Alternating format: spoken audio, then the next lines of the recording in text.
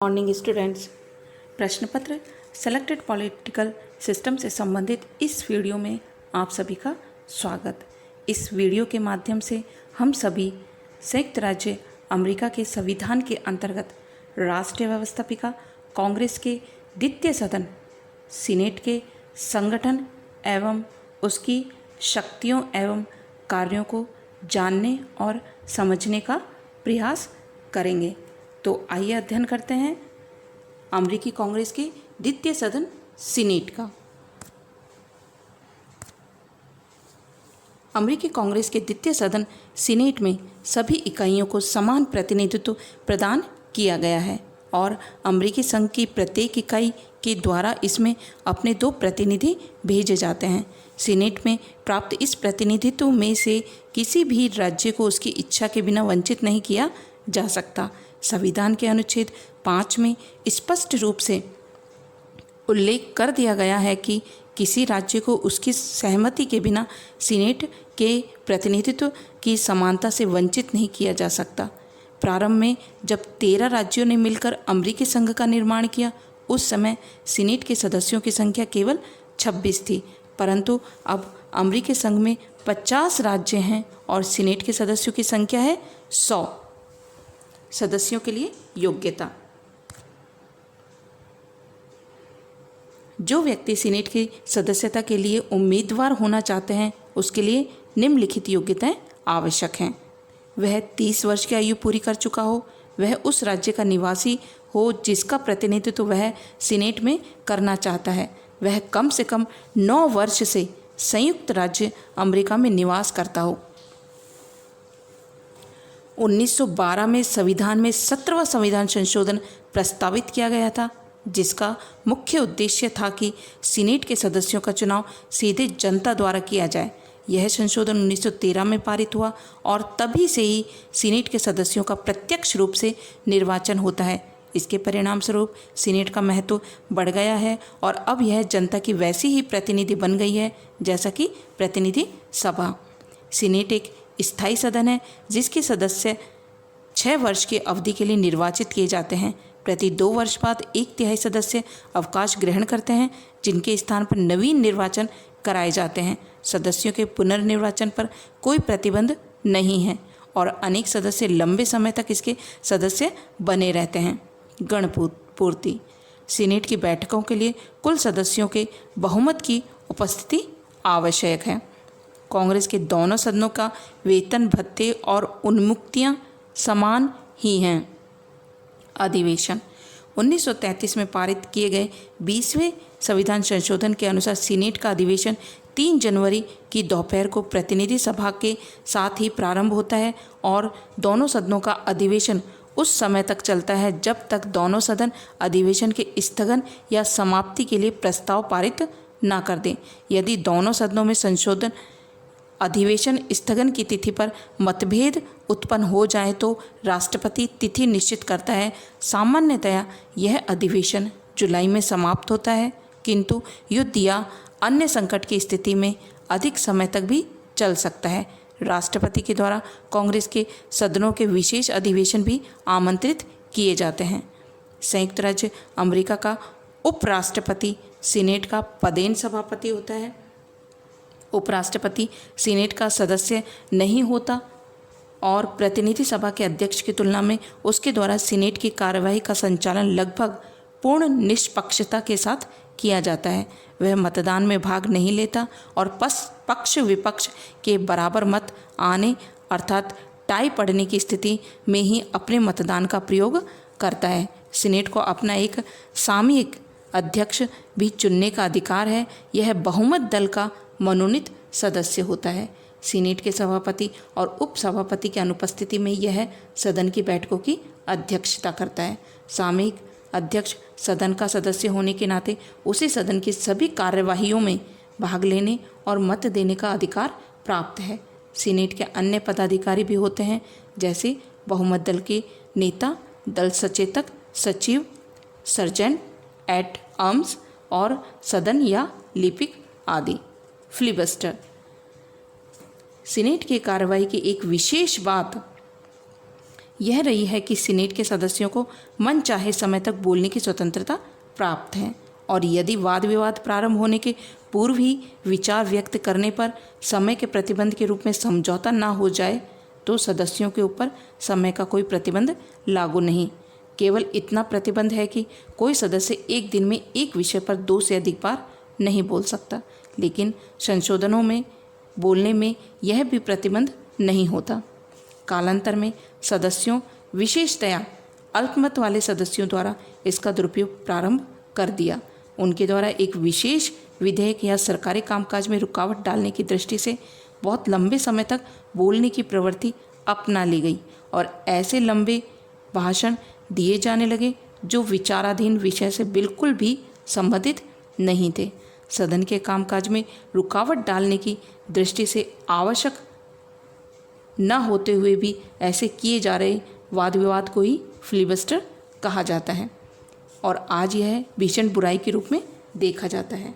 Senate की शक्तियाँ और कार्य इस प्रकार हैं। कानून निर्माण संबंधी कार्य।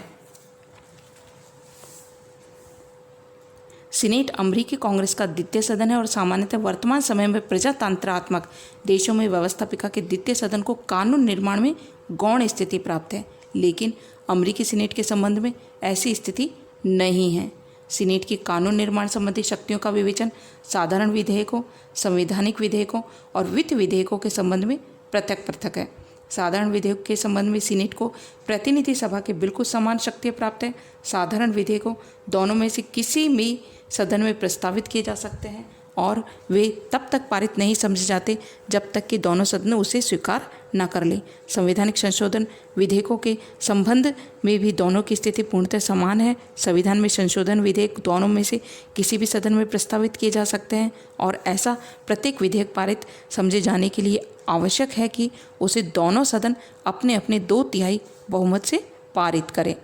वित्तीय विधेयकों के संबंध में संविधान प्रतिनिधि सभा को अवश्य ही कुछ उच्च स्थिति प्रदान करता है। संविधान के अनुसार वित्तीय विधेयकों का सूत्रपात प्रतिनिधि सभा में ही हो सकता है, सीनेट में नहीं।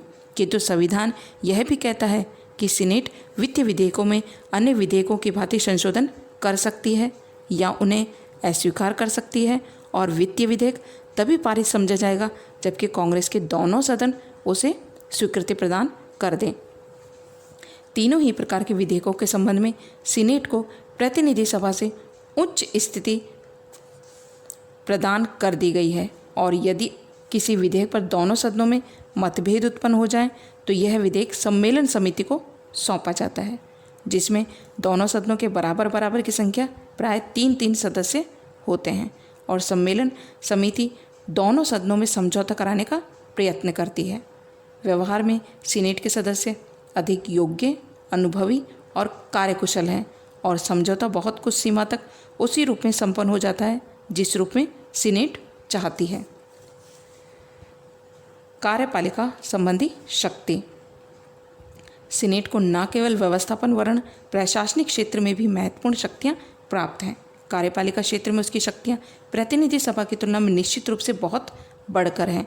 कार्यपालिका क्षेत्र में उसे शक्तियाँ इस प्रकार प्राप्त हैं। कार्यपालिका क्षेत्र में उसकी प्रथम शक्ति नियुक्तियों के पुष्टिकरण से संबंधित है। राष्ट्रपति द्वारा की गई नियुक्तियाँ तभी वैध होती हैं जबकि सीनेट के द्वारा अपने साधारण बहुमत से उन्हें स्वीकृति प्रदान कर दी जाए। राष्ट्रपति 2 प्रकार की नियुक्तियाँ कर सकता है। पहली प्रकार की वे नियुक्तियाँ जो सारे राष्ट्र से संबंधित हैं, जैसे राजदूत, मंत्रिमंडल के सदस्य, सर्वोच्च न्यायालय के न्यायाधीश, उच्च सैनिक अधिकारी। दूसरे प्रकार की नियुक्तियाँ उन संघीय अधिकारियों की होती हैं जो किसी राज्य में की जाती हैं। वर्तमान समय में अमेरिका में सीनेटीय शिष्टता का नियम भी प्रचलित है, जिसका तात्पर्य यह है कि राष्ट्रपति जिस राज्य में नियुक्त करे उस राज्य के वरिष्ठ सीनेटर से परामर्श अवश्य कर ले। जब जब राष्ट्रपति ने सीनेटीय शिष्टता की इस परंपरा को तोड़ने की कोशिश की, राष्ट्रपति द्वारा की गई नियुक्तियों को सीनेट ने अस्वीकार कर दिया। कार्यपालिका क्षेत्र में सीनेट की दूसरी अपेक्षाकृत अधिक महत्वपूर्ण शक्ति संधियों के विषय में है। संधियों के संबंध में व्यवस्था है कि राष्ट्रपति द्वारा विदेशों के साथ की गई संधियाँ उस समय तक लागू नहीं समझी जाएगी जब तक कि सीनेट उन्हें 2/3 बहुमत से स्वीकार न कर ले। सीनेट की यह शक्ति अधिक महत्वपूर्ण है और सीनेट अपनी शक्ति के आधार पर वैदेशिक संबंधों के संचालन में राष्ट्रपति की भागीदार बन गई है। सीनेट की तीसरी कार्यपालिका शक्ति युद्ध की घोषणा से संबंधित है। संविधान के अनुसार युद्ध की घोषणा कांग्रेस के द्वारा ही की जा सकती है। सीनेट अपनी प्रथम 2 कार्यपालिका शक्तियों का तो प्रयोग अकेले ही करती है, किंतु इस तीसरी शक्ति का प्रयोग उसके द्वारा प्रतिनिधि सभा के साथ मिलकर किया जाता है। अन्वेषण की शक्ति। सीनेट को एक अन्य महत्वपूर्ण शक्ति अन्वेषण या जांच के संबंध में प्राप्त है। संविधान के द्वारा तो सीनेट को व्यवस्थापन संबंधी कार्यों के लिए ही अन्वेषण की शक्ति प्रदान की गई है, किंतु सीनेट ने अपनी शक्ति के आधार पर अनेक बार प्रशासनिक विभागों के कार्यों की व्यापक जांच की और सीनेट के इन अन्वेषणों को इस आधार पर उचित ठहराया जाता है कि शक्ति विभाजन के सिद्धांत पर आधारित संवैधानिक व्यवस्था में प्रशासनिक भ्रष्टताओं को प्रकाश में लाने का यही एकमात्र साधन है। न्यायिक शक्ति। सीनेट को न्यायिक शक्तियाँ भी प्राप्त है, जिनमें सबसे प्रमुख महाभियोग की जांच का अधिकार है। प्रतिनिधि सभा में राष्ट्रपति, उपराष्ट्रपति, सैनिक अधिकारियों तथा न्यायाधीशों पर देशद्रोह, भ्रष्टाचार तथा अन्य गंभीर अपराध के लिए महाभियोग लगाया जा सकता है। महाभियोग की सुनवाई सीनेट में होती है और वही उस पर अपना निर्णय देती है। महाभियोग की सुनवाई करते हुए यह न्यायिक प्रक्रिया के सभी कार्यों जैसे आदेश जारी करना, गवाहों को बुलाना, उन्हें शपथ दिलाना आदि करती है। महाभियोग की सुनवाई के समय सर्वोच्च न्यायालय का मुख्य न्यायाधीश सीनेट की अध्यक्षता करता है। अपराध सिद्धि के लिए 2/3 बहुमत की आवश्यकता होती है। अभी तक सीनेट के द्वारा कुल 12 बार महाभियोग का प्रस्ताव की जांच की गई है। इनमें से 4 बार महाभियोग का प्रस्ताव पारित किया गया। ब्राइस ने महाभियोग को कांग्रेस के शस्त्रागार का सबसे भारी शस्त्र कहा। सीनेट की अन्य शक्तियाँ। सीनेट की अन्य शक्तियाँ इस प्रकार हैं। वह राष्ट्रपति तथा उपराष्ट्रपति के निर्वाचन के लिए किए गए मतदान की गणना करती है और निर्वाचन परिणाम की घोषणा करती है। विशेष दशाओं में वह उपराष्ट्रपति का निर्वाचन भी करती है। यदि उपराष्ट्रपति के निर्वाचन में किसी उम्मीदवार को पूर्ण संख्या का बहुमत प्राप्त न हो तो सीनेट सर्वाधिक मत प्राप्त करने वाले प्रथम जो 2 उम्मीदवार हैं उनमें से किसी एक को उपराष्ट्रपति निर्वाचित करती है। सीनेट को अपने सदस्यों के निर्वाचन एवं उसकी योग्यता के संबंध में उठाए गए प्रश्नों के निर्णय का अधिकार भी प्राप्त है। सीनेट प्रतिनिधि सभा से अधिक शक्तिशाली है। यदि विश्व के अन्य देशों की व्यवस्थापिकाओं के द्वितीय सदनों से इसकी तुलना की जाए तो इसे विश्व का सर्वाधिक शक्तिशाली द्वितीय सदन कहा जा सकता है, लेकिन कुछ आधारों पर सीनेट की कड़ी आलोचना की जाती है। यह आलोचना इस प्रकार है। सीनेट विश्व की अन्य व्यवस्थापिकाओं की अपेक्षा बहुत अधिक समय नष्ट करती है। इस संबंध में सीनेट में अपनाए गए फिलिबस्टर का विशेष रूप से उल्लेख किया जा सकता है। सीनेट की कार्रवाई का एक आधार लॉन्ग रोलिंग पद्धति है, जो पारस्परिक सहयोग का भ्रष्ट साधन है। नियुक्तियों के संबंध में स्थापित सीनेट के प्रति शिष्टाचार की व्यवस्था अत्यंत दूषित और भ्रष्ट राजनीति के जनक है। इस व्यवस्था के आधार पर सीनेटर अपने ही राजनीतिक स्वार्थों को दृष्टि में रखते हुए अपने राजनीतिक समर्थकों और मित्रों को उच्च पदों पर नियुक्त करवा देते हैं और गुण तथा योग्यता की उपेक्षा होती है। सीनेट की अन्वेषण संबंधी समितियों की कार्यवाही राजनीतिक दलबंदी से प्रभावित होती है और इनमें राष्ट्र हितों की उपेक्षा की जाती है। सीनेट का संगठन अप्रजातंत्रात्मक है।